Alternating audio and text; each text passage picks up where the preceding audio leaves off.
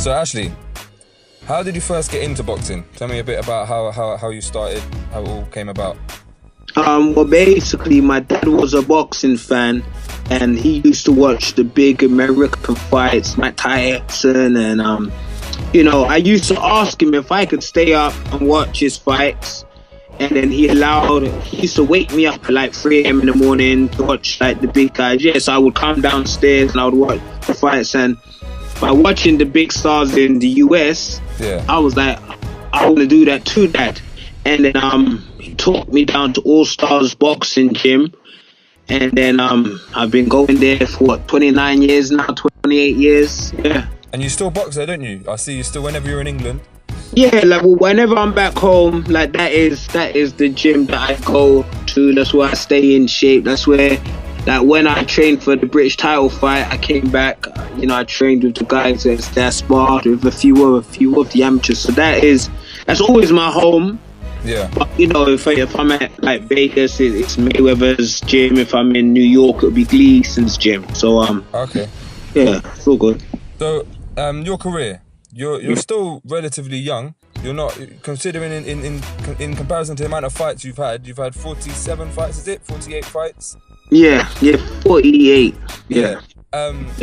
Talk to us before America, because we know everyone knows you've gone to America. You started in England, you've gone to America. Talk to us about your career before America. So you've boxed I know you've boxed worldwide in that. So just give us a bit of insight about your career before America. So basically, 2002, I told Mr. Akai, who used to run All Stars Boxing Gym, that I wanted to turn pro, and I wanted him to manage me. So I turned pro here, and then he struggled to get me a fight. He couldn't get me a fight for 6 months. Then Eugene Maloney, he gave me my opportunity, and then I made it. That was June of 2003. I won by KO in the third round. It was a hard fight because the guy was very good. He was like 2-1 or something. Yeah. And then I fought again like another month later because I'd done well with my ticket sales and that, and I fought very good, so they wanted me on again. And then then I had a few fights. I went up to 9-1. I fought on the small hall shows with Miranda Carter, Jonathan Feld, if Derek Williams. So a lot of these guys were helping me, because my thing was like none of the top promoters, be it Frank Warren, Matchroom, Mick Hennessy, was showing me love. But really? I didn't really care about that. I knew as long because I had the area I'm like behind me, so I could sell. Yeah. And for me, it was just to get to build my record up enough that I was good enough to fight for a title, and then I'll be ready to fight one day, boy. So my thing was just to finance myself, to back myself, to get to the title level until I'm ready to fight like one of them guys, Lenny Dawes or whoever it was at the time. And that's what I basically done. So I went up to 9-1, and then it was 2005, and I was like, you know what? I think it's now is the time to go to America and see how good I really am, because I had met a coach, Charles, in '96, and he told me, he said that I think that your style would be very good for America. But I didn't know any gyms in America, so he told me Gleason's gym in New York. So I was like, cool. So that was the only gym I knew in America. So then I went online, found out the address, and then I went down there for a month. The guys there were great. There's some good guys there. Paulie, who's fighting soon. He's fighting very soon. Like Paulie, gonna fight Sam Eggenson. Yeah. Yeah, so I sparred with Paulie. Like I was sparring with loads of world champs, with former world champs, Juan Guzman, Elio Rojas. It was like at that time, it was like a who's who. Like it was just world champions just doing camps there. So it was great place. I'm like Pete. So I was there for a month. Then I came back to London. Then I went back there a few months later to do another camp, and then I nearly done the 10. I got into it, but I couldn't get my work visa in time, so I didn't do it. So that would have been, it would have took my career on a different path. Yeah, of course. So but everything happens for a reason. So I came back to the UK, and then I started to like message to email promoters around the world, in America, in Europe, in Australia, just asking for opportunities, just asking for a fight. Yeah. And then a lot of them didn't get back to me, but some of them did. And then a guy, a promoter in Germany, he gave me like an opportunity, and then it was a great year because I ended up boxing like 8 times that year, because I would fight in between here and there. And then that's how I got the call to fight Alan Bosworth for British title eliminator. And then but then I went to Germany a month before, and I done a 12-rounder there for experience. I wasn't fighting a guy who was like nothing sure, but I trained for 12 rounds. So I won, and I came back. I beat Stop Then, like I was the underdog. Sky didn't expect me to win, but everyone in the gym knew I was very good. Like, and if you looked at my record, you saw that I didn't fight who wasn't very good, but that's because I financed myself. So I can't afford no good opponents. Like I'm paying for the cheapest opponent that I like. What I can afford? Yeah. So, but I built myself up. So at the end of the day, you have to have a plan. I planned it, and then I got a shot. But then I beat the guy I wasn't supposed to win. So when I won, like Lenny Dawes was on the same card, and Lenny Dawes lost. Gary Morrison and Ben Morrison's team, they didn't want to fight me. So then I went back to America. Dimitri Salita, he flew me to Florida. So I done a camp with him. So he was always cool, because if he had fights, he would fly me to America, and I would be doing training camps with him. So that was my kind of first spell of going into the mountains or going to Florida and having a camp. So he didn't pay me a lot, but it was the experience. Like, it's not always about the money. It's the lot. I always looked at the long game. So it's all about long-term vision, isn't it? Of course. So then I built up to, so I got that shot there, but then I couldn't get my British title shot, so I was upset with that. So so while I was with Dimitri, we went to Catskills, and then there was Stan Hoffman. He was manager to like 30 world champs from and Hassim Rahman. And like there was loads of them, and he said, I believe you can be a world champ, you have what it takes, blah blah blah, which was nice to hear, because this man has helped 30 world champs, but I work with them. And then so he gave me my debut in Connecticut.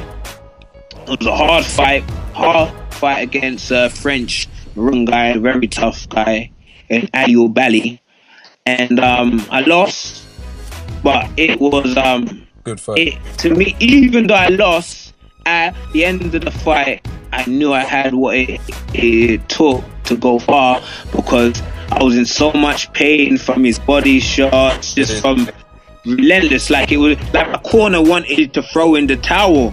Yeah. And I had every please stop the fight. Please don't stop the fight. So a lot of the reporters thought the fight was a draw, because the first half of the fight, I lost the first half, but then the next half of the fight, I stood there and I boxed him, and then I boxed his ears off. So a lot of folks thought it was 5-5, but from when judges see the fight, they just go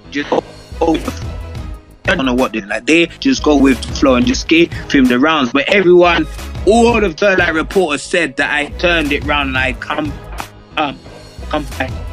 I would have pissed. So I believed in myself. So after that, what happened? So after that, I came back to the UK.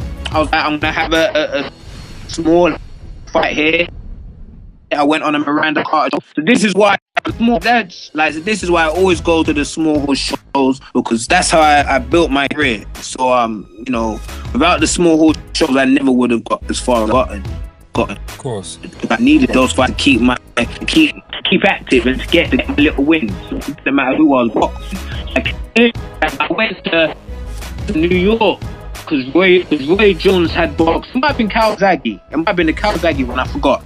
But DeMarcus Corley fought Devin Alexander on the card, and DeMarcus Corley was still irrelevant then because he had just lost to Junior Witter as well, like the year before for the world title. And I watched that fight. I thought, I believe I could beat DeMarcus, and it's strange the way that stuff happens.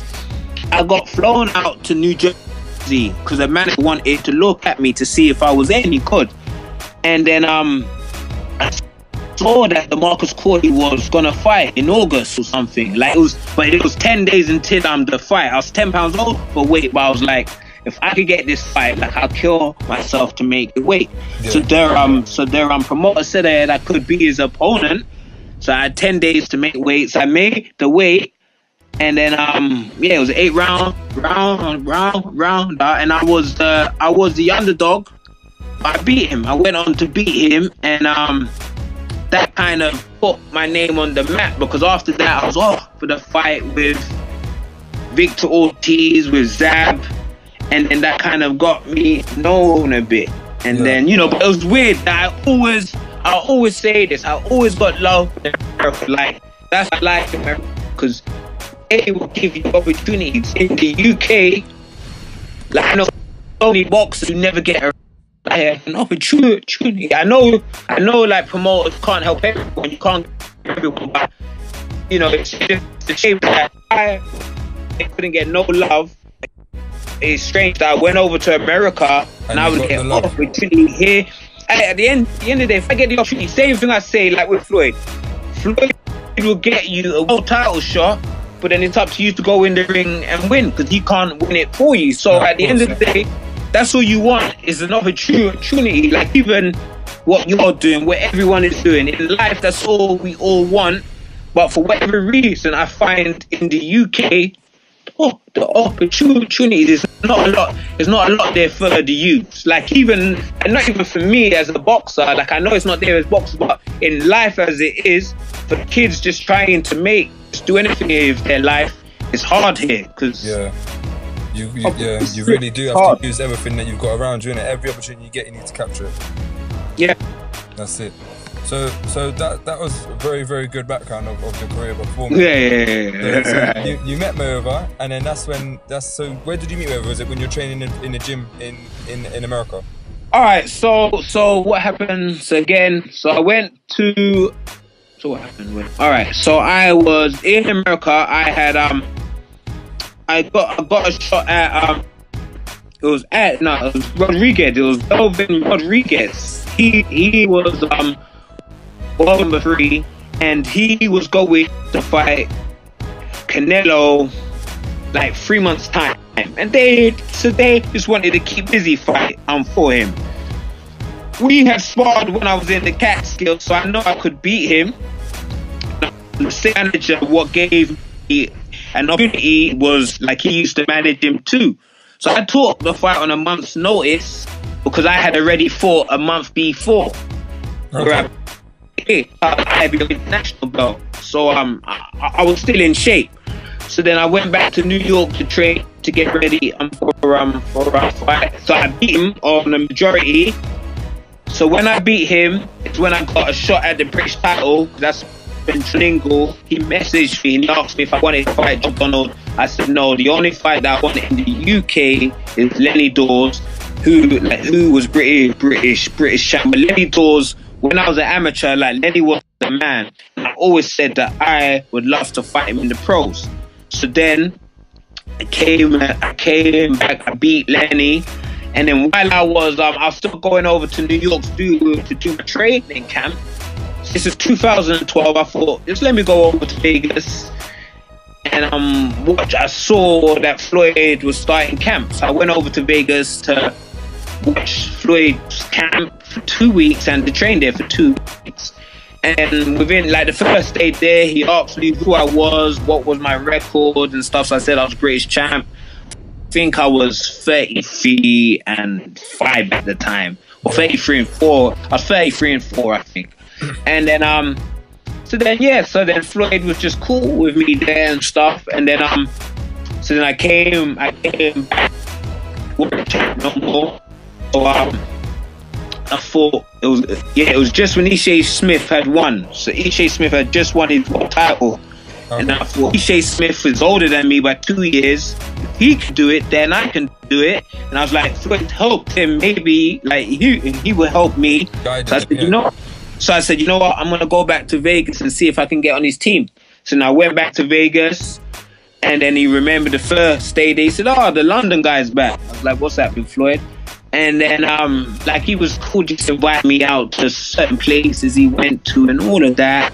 And then at the end of that camp, because that was when he was training to fight Guerrero, he told the press, this is my London boxer.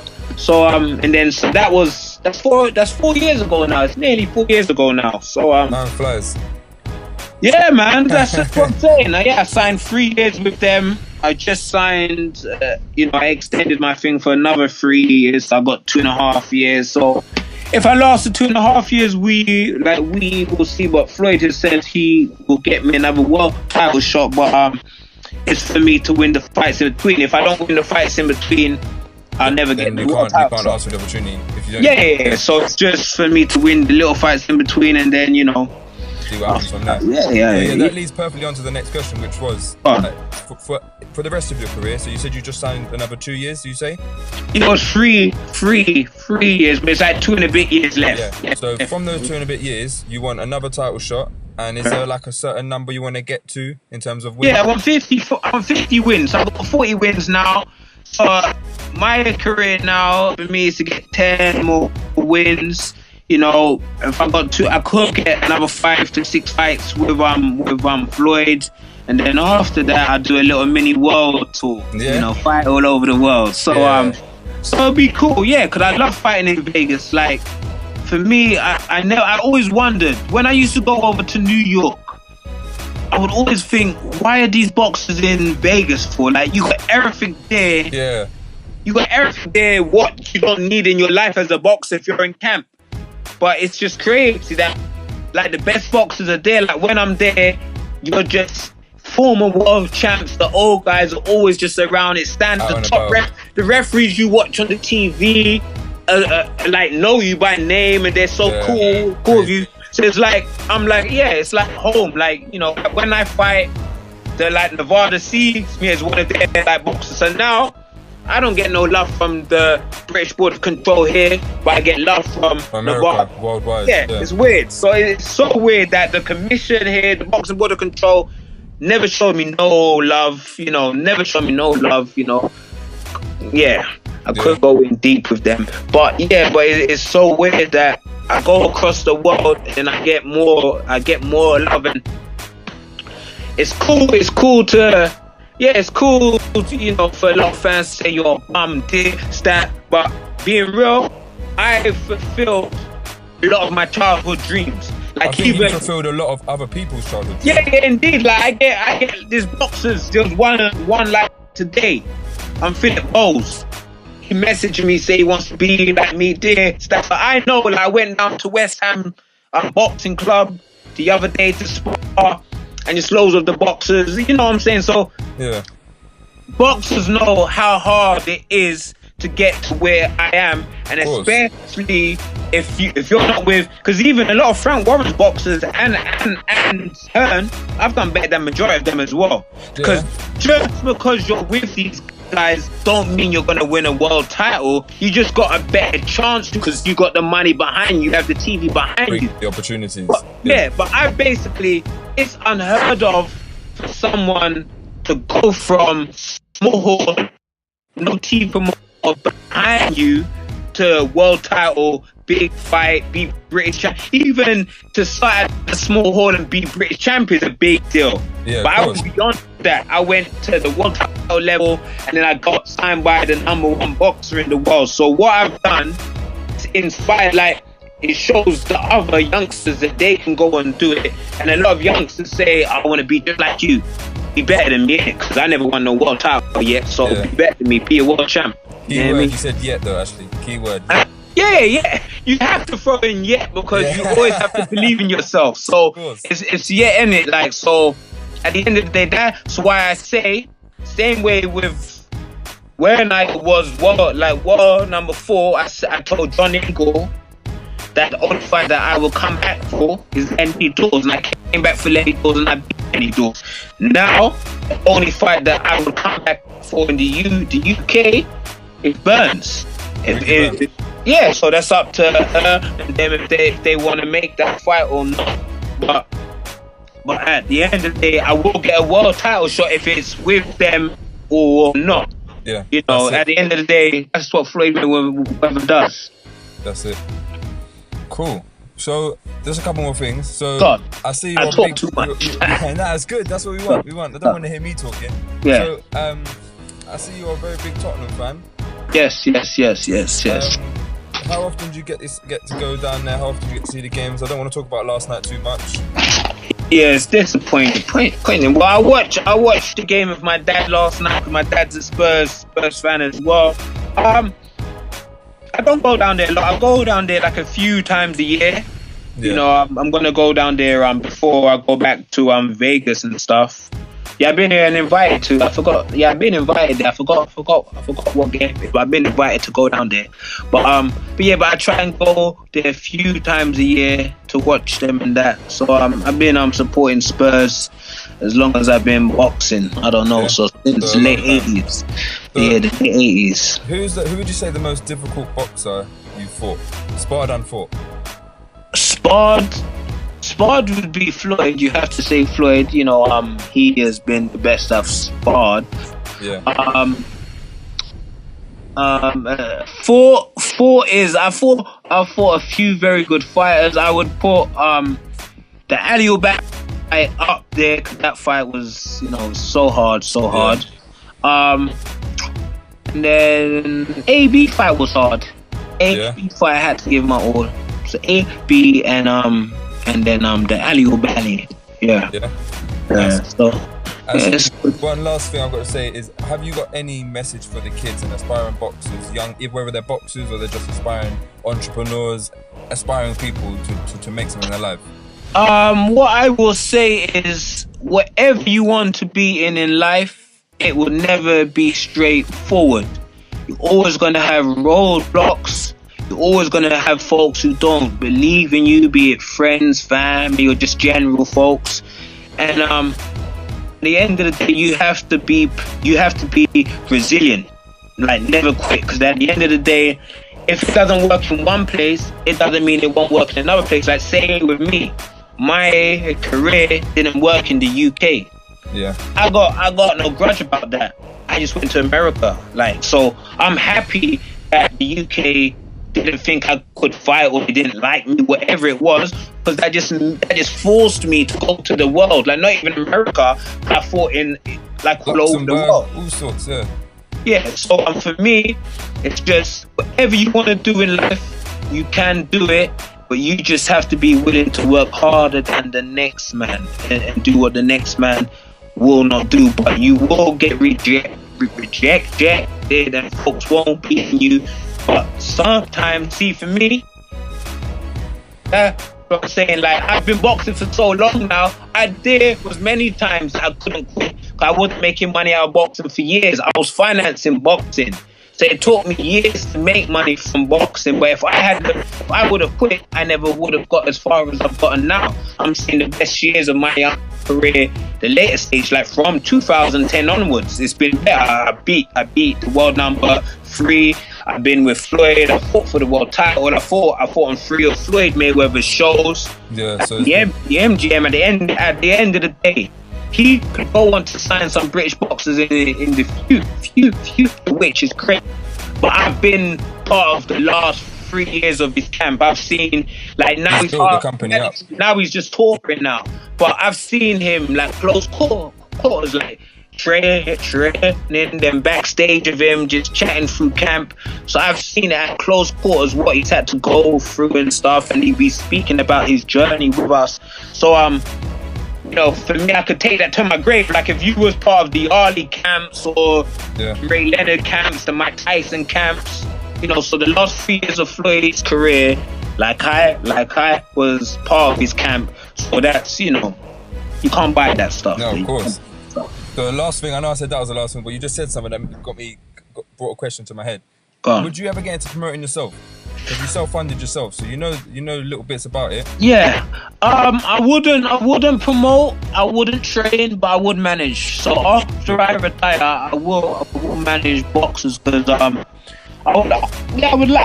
would like to take a boxer to achieve what I have and even more. So for me, management is what I want to go into. I don't want to train because the trainers work too hard. They don't get paid enough. The trainers don't get paid enough, so I don't get trained. No. Promoting's hard because you need the TV behind you. It's a lot of stress. Yeah, and the TV's not going to back me. I'm just real with it.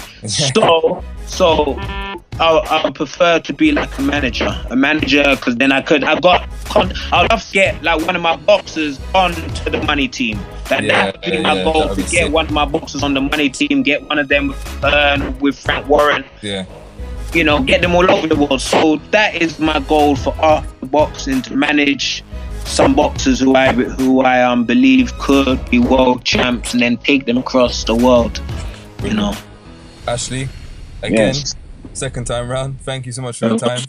And we'll be out 28th of February. Okay. Brilliant. 28th of Feb. The big issue. The money team's Ashley Theophane. That's the one. Okay. Top man. Thank you very much, Ashley. Enjoy Iceland, yeah? Alright, see ya. Bye. Cheers, man. Bye-bye.